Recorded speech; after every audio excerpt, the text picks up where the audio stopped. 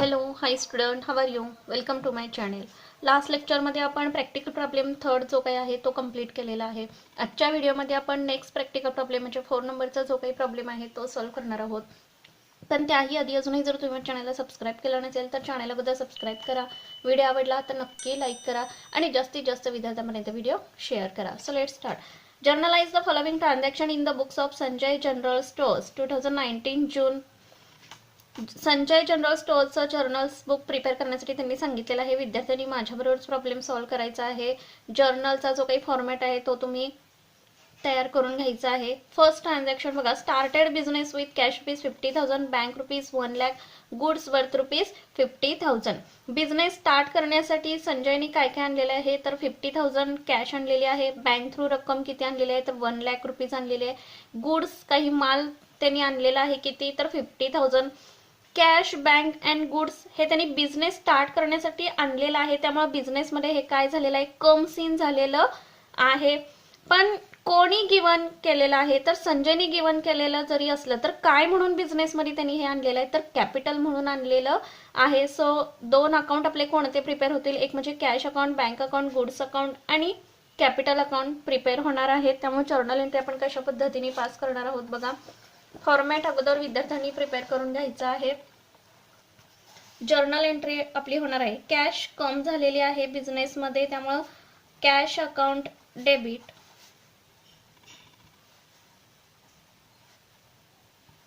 किती तर 50,000 rupees. Next bank account debit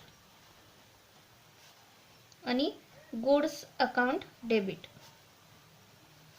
to capital account credit, to capital account credit.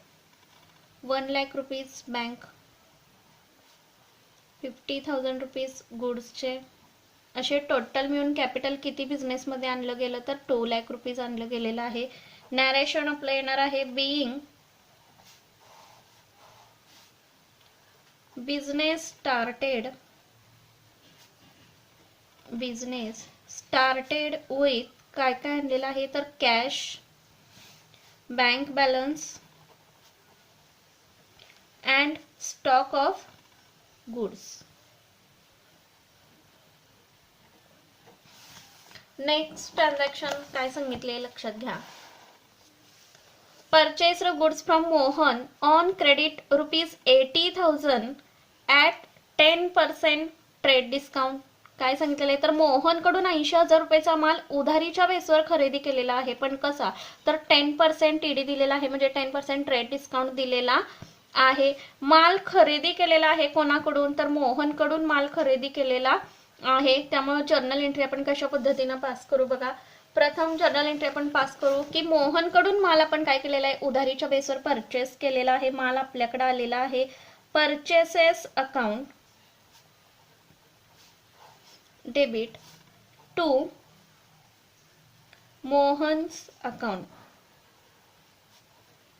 या ठिकाणी उधारीचे ट्रान्झॅक्शन आहे त्यामुळे ज्या व्यक्तीकडून आपण माल खरेदी केलेला आहे त्या व्यक्तीला काय पडणार आहे क्रेडिट पडणार आहे. नॅरेशन बघा कशा पद्धतीने येईल.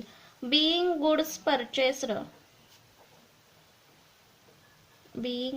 Purchased on credit at 10% trade discount. आता या ठिकाणी अमाऊंट लिहिण्याच्या अगोदर आपण कॅल्क्युलेशन करून बघणार आहोत की ट्रेड डिस्काउंट ऍक्च्युली किती सांगितलं आहे त्यांनी तर 10% सांगितलेलं आहे. बघा या ठिकाणी आपण कॅल्क्युलेशन करून घेऊया.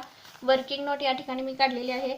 5 जून 2019 calculation of trade discount. Purchase goods कितीला केलेला आहे तर 80,000 ला केलेला आहे. त्यामुळे 80,000 वरती 10% आपल्याला ट्रेड डिस्काउंट कॅल्क्युलेट करून घ्यावं लागणार आहे. बघा किती येणार आहे तर 10% आपला येणार आहे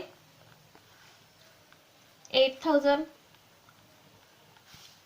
त्यामुळं 80,000 मायनस ट्रेड डिस्काउंट किती आला तर 8,000 इज इक्वल्स टू 72,000. म्हणजे ऍक्च्युली आपल्याला माल कितीला पडला, माल परचेस किती रुपीजला केला तर 72,000 रुपीजला माल परचेस केलेला आहे. त्यामुळे आपण अमाऊंट कशा पद्धतीने लिहून घेणार आहोत बघा.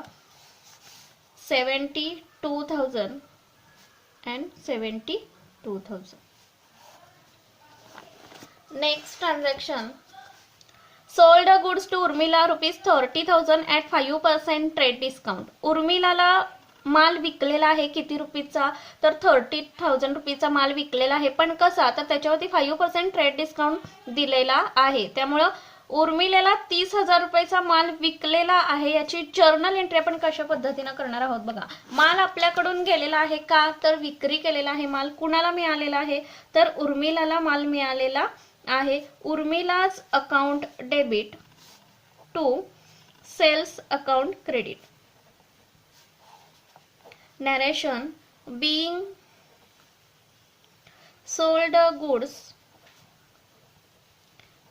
sold goods on credit at the rate 5% trade discount. बघा आता कॅल्क्युलेशन करायचं झालं तर माल ऍक्च्युली किती रुपीचा विकलेला आहे, माल किती रुपीचा विकलेला आहे, तर 9 जून 2019. सोल्ड गुड्स कितीला केलेला आहे माल, तर 30,000 रुपयाला केलेला आहे. त्याच्यावरती ट्रेड डिस्काउंट आपल्याला काय करायचं आहे, 5% काढून घ्यायचा आहे. बघा कॅल्क्युलेशन केल्यानंतर आपल्याला डिस्काउंट किती येणार आहे, तर 1,500 एवढा ट्रेड डिस्काउंट येणार आहे. तो आपल्याला लेस करून घ्यावा लागणार आहे. 30,000 मायनस 1,500 इज इक्वल्स टू 28,500 रुपीजला माल ऍक्च्युली आपण काय केलेला आहे, सेल्स केलेला आहे. बघा जर्नल एंट्री ऑलरेडी आपण पास केलेली आहे. अमाऊंट लिहित असताना 28,500 या पद्धतीनं येईल. नेक्स्ट ट्रान्झॅक्शन, पेड इनटू देना बँक ₹40,000. देना बँकेला काय केलेले आहे, तर 40,000 दिलेले आहेत. मग डिपॉझिट करण्यासाठी दिले असतील किंवा इतर कारणासाठी दिले असतील, पण आपल्याकडून कॅश गेलेली आहे आणि कोणाला रिसीव्ह झालेले आहे, तर देना बँकला रिसीव्ह झालेली आहे. कॅश कम्स इन कोणाकडे झाले, तर देना बँकेकडे कम्स झालेली आहे. आपल्याकडून कॅश गेलेली आहे. बघा Dena bank account debit, Dena bank account debit to cash account credit. किती, तर 40,000 सांगितलेले आहेत त्यांनी. नरेशन, being cash paid into Dena bank, into Dena bank. Next transaction, goods worth ₹5,000 distributed as a free sample. काय सांगितलेलं आहे बघा, 5,000 रुपीजचा मालाचं काय केलेलं आहे, डिस्ट्रीब्यूट केलंय, वाटप केलेलं आहे. कशासाठी, तर ॲज अ फ्री सॅम्पल. एखाद्या मालाचं जर आपण फ्री मध्ये सॅम्पल म्हणून जर डिस्ट्रीब्यूट करत असो, वाटत असो, तर ती एक प्रकारची काय असणार आहे, तर ॲडव्हर्टाइजमेंट असणार आहे. आता या ठिकाणी एक्सपेन्सेस झालेला आहे. काय म्हणून एक्सपेन्सेस झालेला आहे, तर ॲडव्हर्टाइज म्हणून एक्सपेन्सेस झालेला आहे. पण माल जो काही आहे तो आपल्याकडून गेलेला आहे. कशासाठी, तर distributed as a free sample म्हणून गेलेला आहे. बघा जर्नल एंट्री आपण कशा पद्धतीने पास करणार आहोत. Advertisement account, advertisement account debit किती रुपीचं आहे, तर 5,000 to goods distributed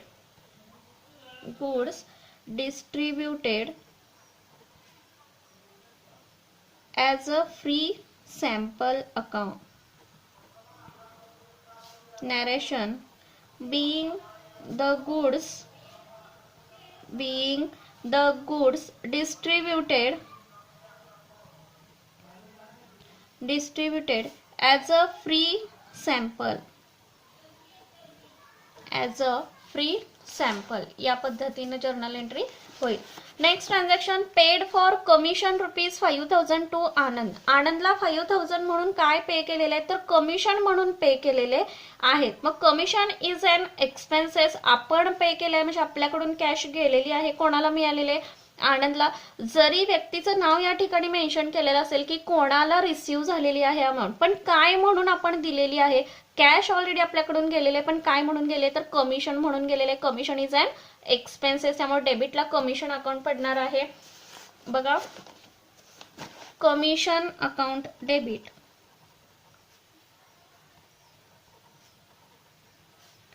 commission account debit to cash account credit. किती रुपीज पेड केलेले आहेत तर 5000 rupees. Narration, being commission paid into. आता या ठिकाणी तुम्ही नॅरेशन मध्ये मेन्शन करू शकता की कोणाला कमिशन मिळालेलं आहे किंवा आपण दिलेलं आहे. पेड इनटू आनंद.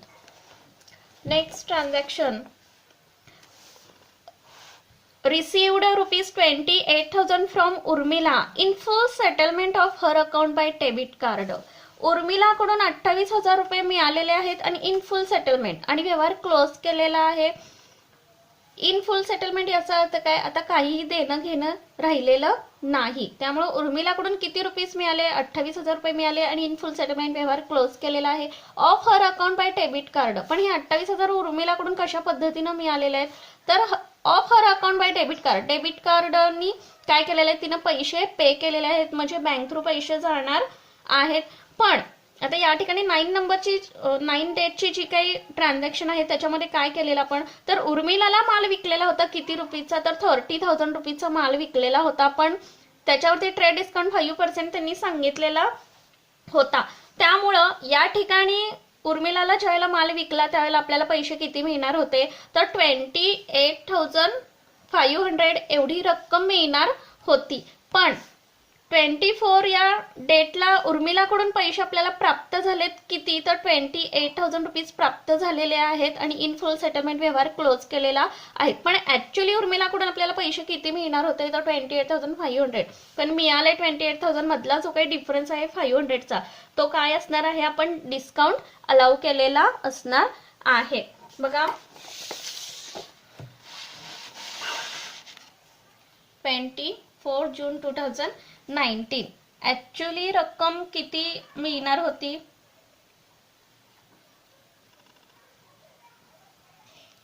Amount due minus amount received. बघा, अमाऊंट ड्यू किती होणार होती तर 28,500 उर्मिलाकडून आपल्याला येणार होती, म्हणजे उर्मिला देणार होती. पण ऍक्च्युली किती अमाऊंट आपल्याला रिसीव्ह झाली तिच्याकडून तर 28,000 अमाऊंट रिसीव्ह झालेली आहे. आणि उरलेला जो काही 500चा जो काही पार्ट आहे तो काय असणार आहे तर डिस्काउंट अलाउडचा असणार आहे. बघा, जर्नल एंट्री आपण कशा पद्धतीने पास करणार आहोत.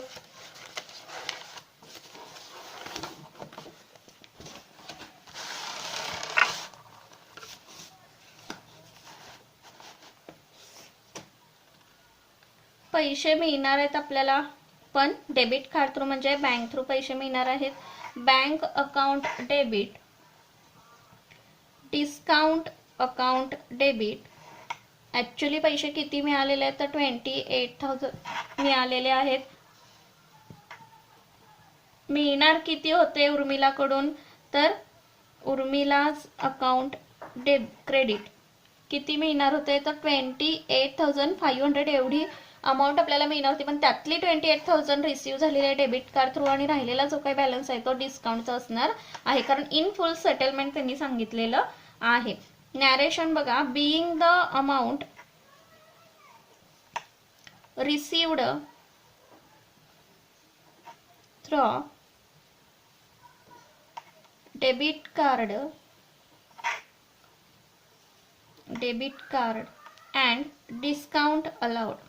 and discount allowed या पद्धतीनं जर्नल एंट्री होईल. नेक्स्ट ट्रान्झॅक्शन काय सांगितले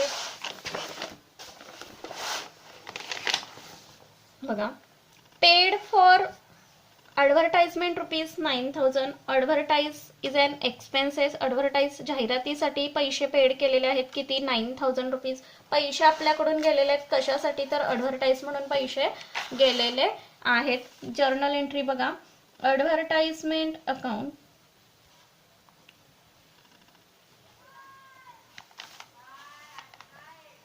$9,000 कॅश आपल्याकडून गेलेली आहे. To cash account 9000. Narration being advertisement expenses paid in cash. Next transaction बघा काय सांगितलेली आहे. Purchased laptop for ₹20,000 at the rate 28% GST and amount paid by NEFT.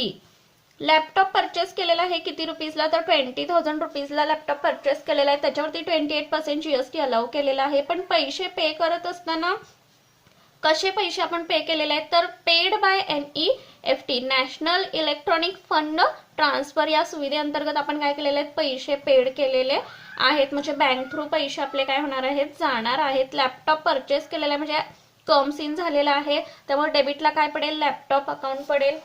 अगोदर आपण कॅल्क्युलेशनचा भाग कंप्लीट करून घेऊया बघा. वर्किंग नोट काढायची झाली तर कशा पद्धतीने आपण